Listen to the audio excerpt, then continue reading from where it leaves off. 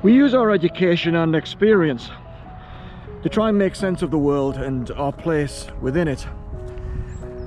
But we're all victims of confirmation bias, and that effectively means that we're on the lookout for thinking, articles, opinions that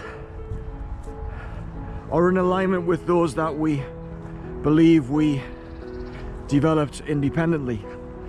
And part of that is that we find it rather easy and comforting to reject opinions that don't conform to our prevailing views.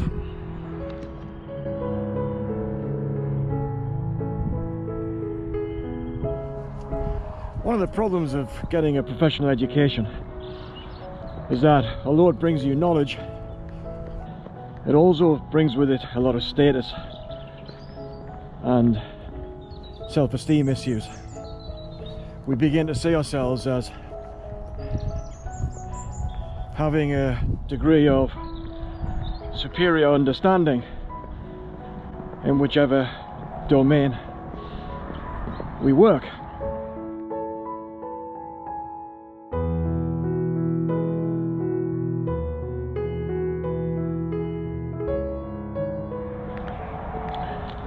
And that spills out and over into our interpretation of issues that really have very little to do with the area in which we work and in which we have our experience. And it begins to add to that rigidity and thinking that we have, and that belief that we know best. And we all do it. We can't avoid it. Brings to us this bias we have, this, and we're always looking for information that supports the view that we already have.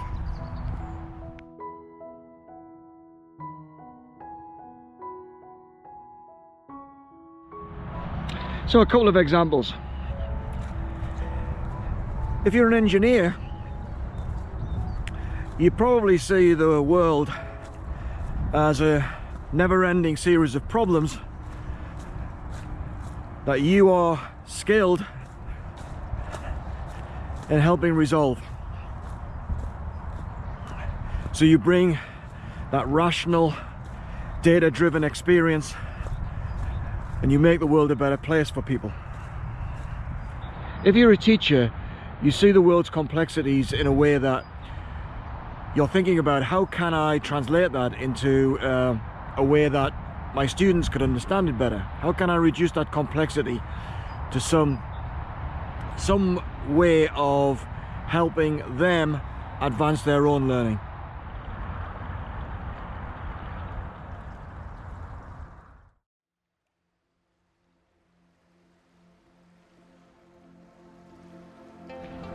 If you're a lawyer, you see the world as having a set of rules,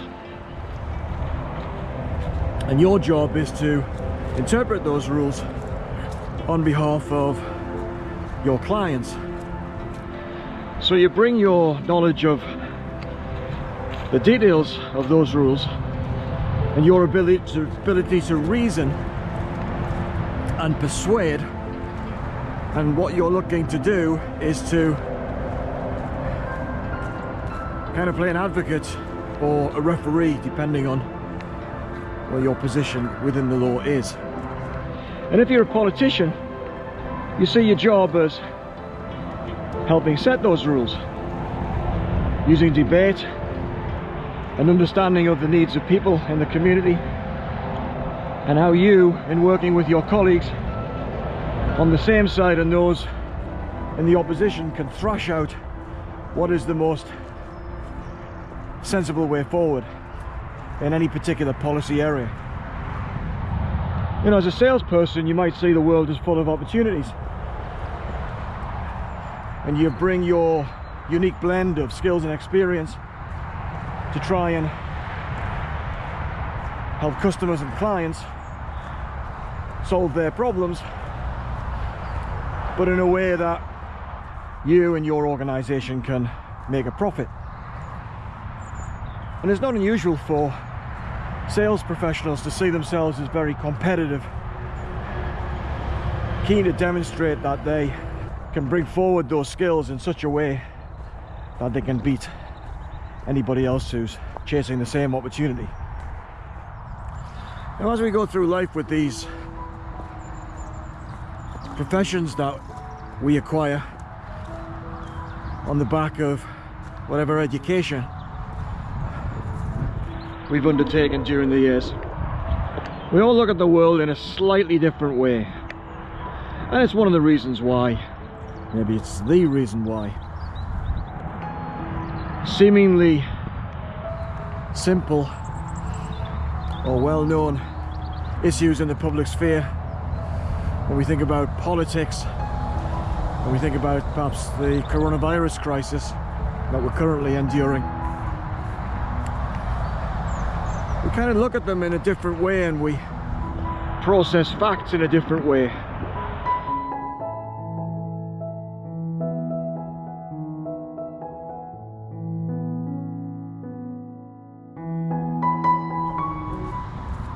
So we take sides, and once we take sides, we use the people who are the influencers within, well, whichever side we take, and we use that as a shorthand, a quick method of trying to get an understanding of what's happening. And that's where confirmation bias comes in. And when we're faced with alternative facts or an alternative perspective, it creates cognitive dissonance. We have this problem in that we're seeing and hearing arguments that are on the surface very plausible, backed up with data and facts, and yet they don't conform to with our prevailing views. And so we have this frustration, that mental frustration that perhaps we barely perceive, but which perhaps manifests in arguments and discomfort. And so we fall out with friends and colleagues over seemingly issues that really have very limited, if any, impact on our lives. We've all been in that place during this last year. So when I think about my own experience, I spent over 30 years working in the field of procurement.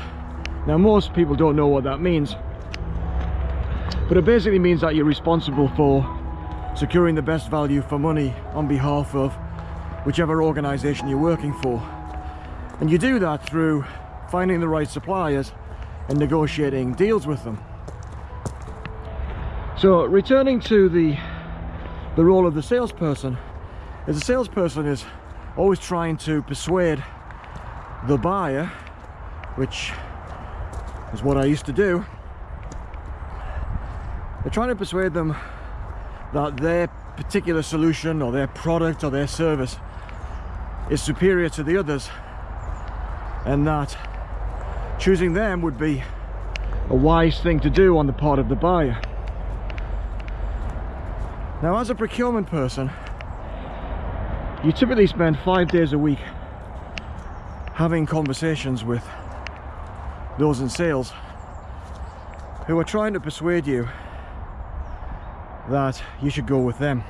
So you're constantly being sold to, you're constantly being persuaded. And of course, if you're good at your job, what you're trying to do is you're trying to create a counter narrative designed to persuade the supplier that the funds you have available, or the budget, are rather limited, and that the supplier should modify their ambitions about what sort of deal they might be likely to secure.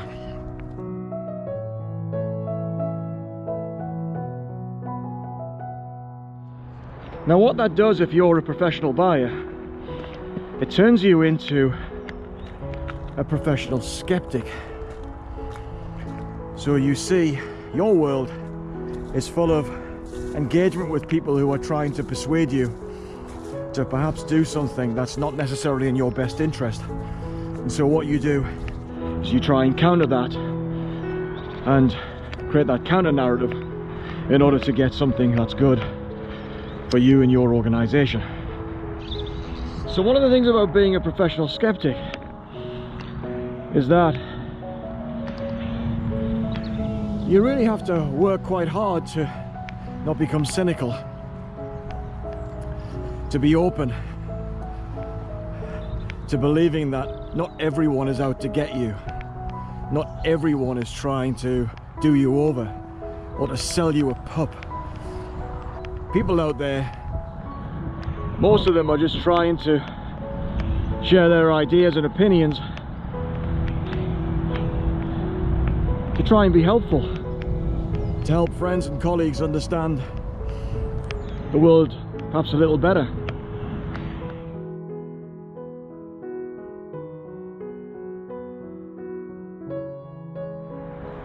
So how the government communicates with us is no accident. And although I would stop short of saying the government is lying to us, the government is allowing ambiguities to persist. And they've been doing this since last spring.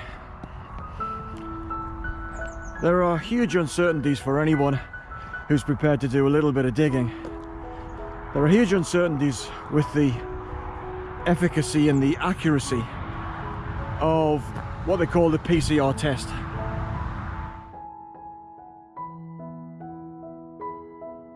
Now the PCR test, as we learned yesterday through a press release from the World Health Organization, has been misapplied almost by all countries. They have what they call the cycle threshold, and it's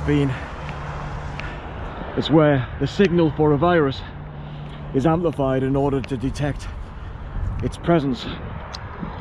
And they say the cycle threshold, as they call it, should be about 30 or maximum 30, and yet it's been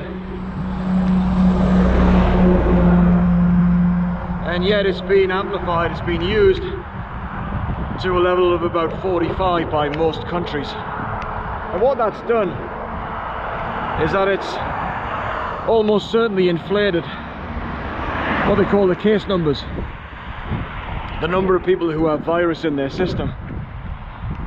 So it's not really people who are ill, it may have been people who have been ill but are no longer ill. Anyway, that's all detail. So study it if you're interested in it. There's a lot more to learn about the PCR test and its application. But the implications are what's more important, more interesting. And that if the World Health Organization's recommendation is that we've been using PCR test in a way that inflates numbers, then that calls into question the number of people who have died, been hospitalized, and who are ill, who have tested positive. Why has the government continued with allowing these uncertainties and ambiguities to persist? Because its persuasion plays,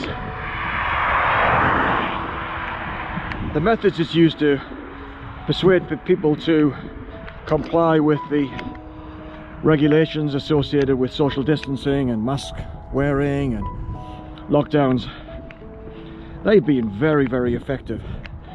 And there's huge majority of the population remain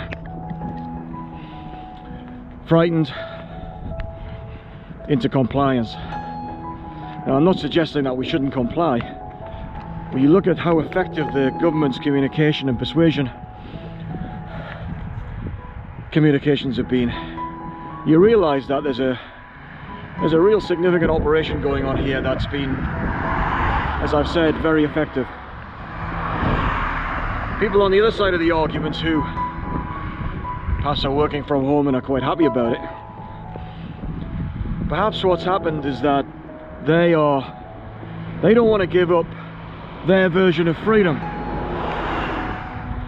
And who can blame them really, if they've got a good life and their salaries are secure, they're not running a private business relying on customers that are no longer allowed to attend.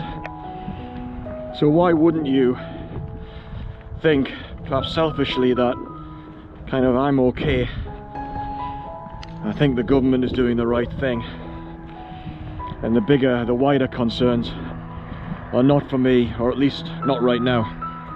But people are busy. There's only so much they can deal with.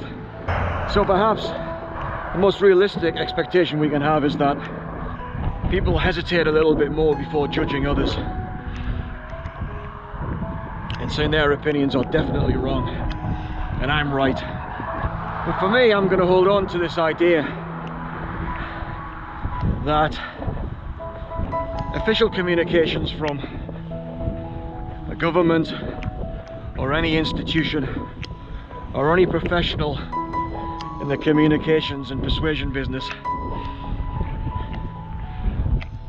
are often, if not always, deliberately designed to have an impact. And so I'm going to remain skeptical. And I'm going to keep thinking about, what am I being sold here?